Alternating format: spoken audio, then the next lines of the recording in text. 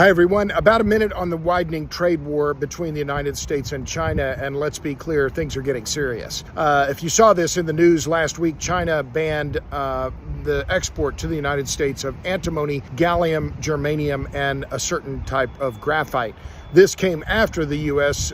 Imposed restrictions on the export to China of certain semiconductor manufacturing capabilities as well as software. So this is the latest edition of the trade war, but now it is very clear that China has control over a host of strategic elements in the periodic table, and this is a real threat to the United States. Before I go on, if you don't know me, my name is Robert Bryce. I give you the numbers and the facts, not the spin about energy and power. Okay, so back to China and the trade war.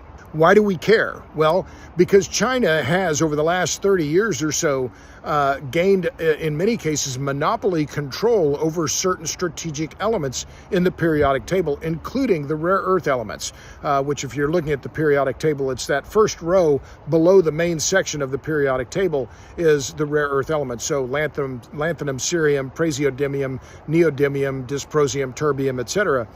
But this week, the Chinese did announce that they're going to restrict the export of gallium, germanium, and antimony to the United States.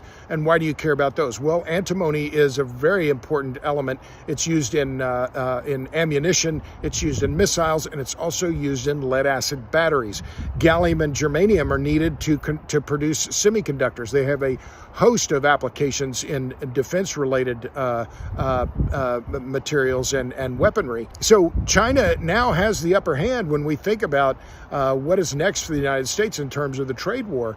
And this is not something that the U.S. is going to be able to deal with in short order. It's going to take years, maybe even decades, to build up the kind of capacity that the U.S. needs to counter China's influence in the marketplace.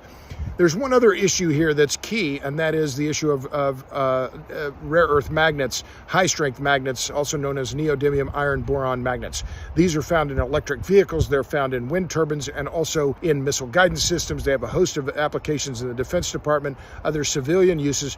China has effectively a monopoly on the global market for neodymium iron boron magnets, and the U.S. has effectively no capacity. We import about 75% of all the neodymium iron boron magnets used in the U.S. come from China.